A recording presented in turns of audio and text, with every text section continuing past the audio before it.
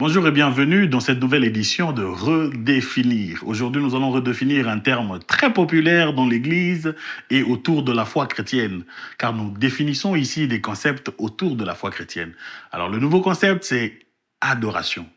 Oh, c'est bien que vous le connaissez. C'est bien que ce n'est pas très nouveau. C'est un concept très répété. De fois, on entend des gens dire, je vais adorer, je vais à l'adoration, je vais dans un culte d'adoration, je vais rendre culte, je vais adorer le Seigneur. Ces temps-ci, j'ai besoin d'adorer. Tu vois, quelqu'un écouter la louange, puis il se dit, je suis en train d'adorer le Seigneur. Mais c'est quoi finalement adorer? Vous venez de l'église, vous êtes en train de prendre le climat de qu'est-ce que c'est que l'église. Et jusque-là, vous ne comprenez pas encore ce que c'est qu'adorer. Vous étiez avec moi lorsque j'étais en train de définir c'était quoi un culte. Et vous avez entendu, pour ceux qui l'ont suivi, que dans les racines de ce mot culte, rendre culte, c'est adorer Dieu. Adorer, au fait, c'est le fait de offrir un culte au Seigneur. C'est une offrande de dévotion, une offrande de dévotion à notre Seigneur. Est-ce que vous êtes dévoué à notre Seigneur? Est-ce que vous vous donnez à notre Seigneur? Moi, peut-être que ce sont des mots en français, je ne comprends peut-être pas qu'est-ce que ça veut dire, se dévouer au Seigneur. Voilà, nous disons que la vie chrétienne est une relation entre un homme et Dieu, entre un homme et Dieu. Et au fur et à mesure que la création se développe, on se parle. Et quand on se parle, on connaît plus en plus ce que l'autre aime. Ce que je peux connaître que l'autre aime que je parle comme ceci. Je peux connaître que l'autre aime que je l'appelle comme cela. On a une relation personnelle. Et là, je vous parle pas simplement des mots qui sortent de la bouche, mais je vous parle d'une relation interne, d'une intimité qui doit se concevoir entre un homme et son Dieu. Oui, sans sortir les mots, dans ton attitude, dans ce que tu ressens à l'intérieur de toi, il y a des choses que tu arrives à dire à Dieu. Alors l'adoration est plus qu'un mot, l'adoration est plus qu'un chant. L'adoration est plus qu'une prière. J'ai une ancienne définition de notre église protestante, l'église protestante qui nous ont bénis depuis le 16e, 17e siècle, qui disait que l'adoration, c'est dire à Dieu ce qu'il est. Oui, ça peut permettre à certaines personnes de pouvoir approcher ce concept, mais c'est pas une définition assez complète. L'adoration est plus large que dire à Dieu ce qu'il est. L'adoration est une offrande de soumission au Seigneur. Une offrande, voilà encore un mot qu'il va falloir redéfinir dans les prochains temps, mais une offrande de dévotion, une offrande de soi. Es-tu déjà capable de t'offrir toi-même? Avant de savoir quoi offrir à Dieu, il faut savoir comment s'offrir soi-même. Et on apprend comment s'offrir soi-même, bien évidemment, dans des temps d'intimité avec le Seigneur.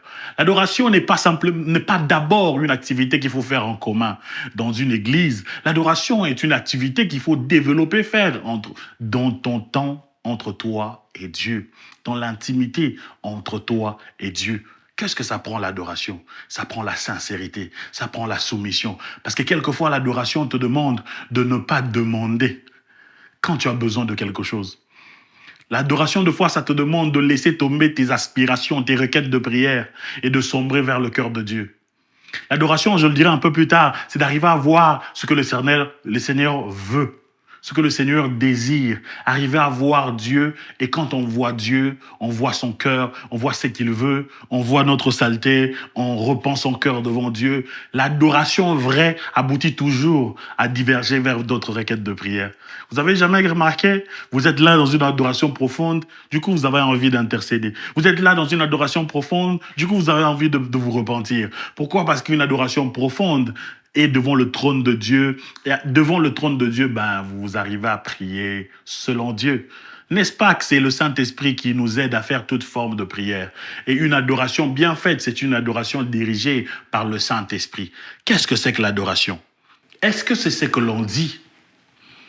Est-ce que c'est une offrande de dévotion, d'obéissance, une offrande de ce que nous possédons aussi?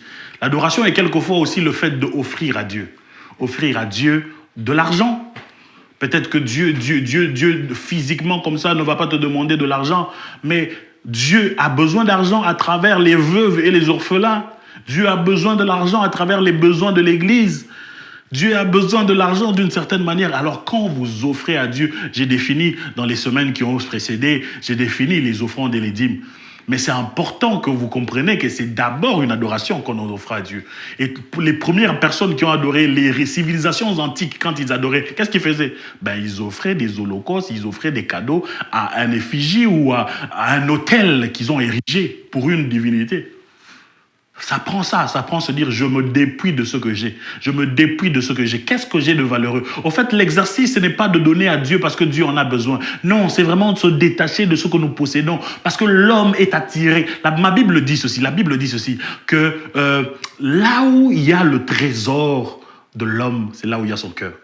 Là où se trouve le trésor de l'homme, c'est là où il y a son cœur. Pourquoi? Parce que l'homme humainement est attiré à ce qu'il possède. Il est attiré à son argent. Son cœur est connecté avec ce qu'il possède. Et la meilleure manière de dire à Dieu que tu es plus grand que ce que je possède, ben, c'est de lui offrir. N'est-ce pas qu'il a dit que si vous n'êtes pas capable d'abandonner femme, enfant, père et mère pour me suivre, vous ne pourrez pas avoir part. Au contraire, si vous l'arrivez à le faire, il vous donnerait le centuple. Avec le Seigneur, il y a toujours une connotation de accepter de perdre ce que nous avons pour recevoir ce qu'il a. Parce que nous reconnaissons que ce que nous avons, ben, ça ne vaut pas la peine. Ce qu'il a est plus grand que nous. Ce qu'il est plus grand que ce que nous avons.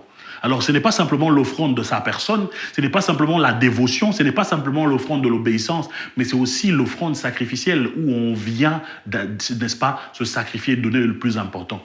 Les théologiens, quand ils parlent d'adoration, on retrace un exemple flagrant dans la Bible, c'est le sacrifice d'Isaac. C'était la démonstration parfaite de l'adoration.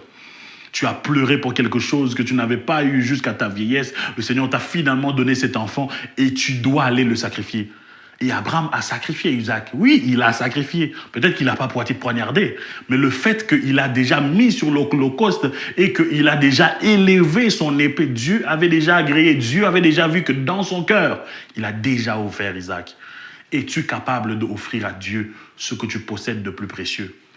Si ta montre est ce que tu possèdes de plus précieux, si tes habits sont ce que tu possèdes de plus précieux, si ton enfant est ce que tu possèdes de plus précieux, là, tu comprends que dans l'adoration, il faudrait maintenant marquer ce qu'on appelle la priorité.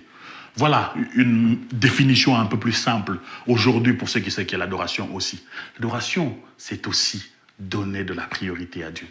Combien de temps tu donnes à Dieu versus le temps que tu fais autre chose. La manière de voir si tu donnes plus d'importance à Dieu que d'autres choses que ton travail, ben, c'est quoi l'élan, c'est quoi le temps que tu donnes. Savoir comment tu sais te sacrifier. La priorité, c'est aussi ça, ce que c'est que l'adoration. Apprenez à redéfinir l'adoration d'une nouvelle manière, pour que vous ne puissiez pas vous retrouver à faire des poésies devant le Seigneur, croyant que l'Éternel est séduit par la connaissance du français que vous avez, que le Seigneur est séduit par les poèmes, les connaissances des philosophies, je ne sais pas, les comparaisons. J'ai entendu quelqu'un dire, sans réfléchir comme ça, Dieu, tu es 3 fois 5. 3 fois 5. 3 fois 5, c'est pour dire que tu es 15. Parce qu'il a entendu quelqu'un dire, tu es 3 fois 5, mais il n'a pas bien entendu, puis il a compris 3 fois 5. Il y a comme ça des gens qui disent Narcisse de Saron, qui disent des mots en français, mais ils ne comprennent pas. Non, on ne va pas chercher des mots que les autres disent qui sont beaux en français pour adorer le Seigneur. Il ne s'agit pas des mots, il ne s'agit pas d'impressionner Dieu, il ne s'agit pas de faire plaisir à Dieu. L'adoration, c'est d'offrir ce que toi tu as de plus précieux. Es-tu capable d'offrir ce que tu as de plus précieux? Ce que tu as de plus précieux en ce moment, c'est vraiment que ton cœur soit répandu. Dors par terre sans parler, c'est déjà un acte. Voilà pourquoi dans l'adoration, vous allez voir certains, ils vont pleurer, certains, ils vont crier, certains vont... Voilà pourquoi on vous dit fermez les yeux à l'église, parce que ça serait une distraction. Quand on est en train d'adorer ensemble, c'est chacun qui adore en particulier, mais nous sommes ensemble. Chacun est devant son Dieu, mais nous sommes tous ensemble. Alors c'est très dangereux de comparer les choses pour dire, lui, il sait dire des choses, il peut parler pendant 30 minutes, alors c'est un bon adorateur. Un bon adorateur n'est qualifié que par Dieu. Voilà aussi ce que j'aimerais conclure pour ça. La qualité de l'adoration ne dépend pas de comment est-ce que le culte s'est passé, de vos feelings, de vos sensations. La qualité de l'adoration dépend de l'approbation du Seigneur. C'est lui qui sait agréer. Est-ce qu'il est content? Voilà pourquoi j'aime bien dire à l'église, est-ce que vous avez pris le temps de prier, de demander à Dieu s'il agrée, s'il accepte? Comment est-ce qu'il trouve la louange que nous lui donnons chaque jour? Est-ce que c'est une question que nous trouvons légitime et que nous posons souvent au Seigneur? Seigneur, comment tu as trouvé, comment est-ce que nous avons parlé ces temps-ci? Comment tu as trouvé l'intérêt que nous avons donné? Comment tu as trouvé les offrandes que nous avons données? Comment as-tu trouvé les sacrifices? Comment as-tu trouvé? Parce que tout le monde fait des sacrifices, mais Dieu agrée Abel et son offrande. Et deux fois, Dieu rejette Caïn et son offrande. L'adoration est une offrande, mais l'offrande doit être qualifiée. Qualifiée par la qualité du cœur, qualifiée par la qualité de l'homme qui est en train d'offrir. L'adoration est plus qu'un mot. L'adoration est un état du cœur. L'adoration est finalement un style de vie. Un style de vie, le matin, tu te réveilles. Comment est-ce que tu es reconnaissant? Pourquoi? Parce que tu te dis, au lieu que je puisse remplir ma journée de lourdeur parce qu'il y a le soleil, le vent, la neige, au lieu que je puisse voir que des négativités, je fixe mes yeux sur celui qui est plus grand que mes défis. Parce que c'est ça aussi. Il n'est pas juste plus grand que ce que tu possèdes. Il est aussi plus grand que les réalités que tu vis. L'adoration, c'est de réaliser que le Seigneur est plus grand. Et dans sa grandeur, il est plus bon. Et il pallie aux insuffisances que tu as dans la vie. Il pallie à la chaleur. Il pallie au froid. Il pallie à la neige. Il pallie aux difficultés que tu trouves. Parce que tu réalises qu'il est au-dessus de tout. Un style de vie. Parce que tu décides qu'il pleuve, qu'il neige, que j'ai des enfants, que je n'ai pas des enfants, je continue à adorer le Seigneur. L'adoration est un style de vie. Et pour finir, j'aimerais dire à quelqu'un que c'est un témoignage d'amour. L'adoration est un témoignage d'amour. Est-ce que tu aimes le Seigneur? Tu dois lui témoigner de l'amour à travers comment est-ce que tu vis dans l'adoration. Alléluia. Tu vis dans l'adoration. Est-ce que tu vis chaque matin dans l'adoration? Au-delà de tes temps de prière, dans ton attitude intérieure. Voilà la clé et le secret. Je veux clôturer par cela.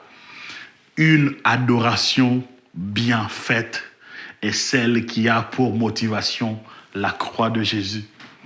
L'adoration n'aura jamais pour motivation ce que le Seigneur a fait hier. On loue le Seigneur pour ce qu'il a fait hier. La louange, c'est pour ce qu'il a fait. L'action de grâce, c'est pour ce qu'il a fait. Mais l'adoration n'aura pas pour motivation ce que le Seigneur a fait. Il arrivera un temps où tu ne pourras pas prier. Ta bouche ne pourra même pas s'ouvrir. Il arrivera un temps où tu es démotivé. Il arrivera un temps où tu n'es même pas capable de te connecter. Tu n'es même pas capable d'ouvrir la bouche. L'adoration vraie tirera toujours ses racines à la croix du Seigneur. Là où le Seigneur a payé le prix de notre rachat. Là où le Seigneur a été percé, quand tu regardes l'œuvre de la croix. Je pense que le prochain concept qu'on va expliquer ici, c'est la croix.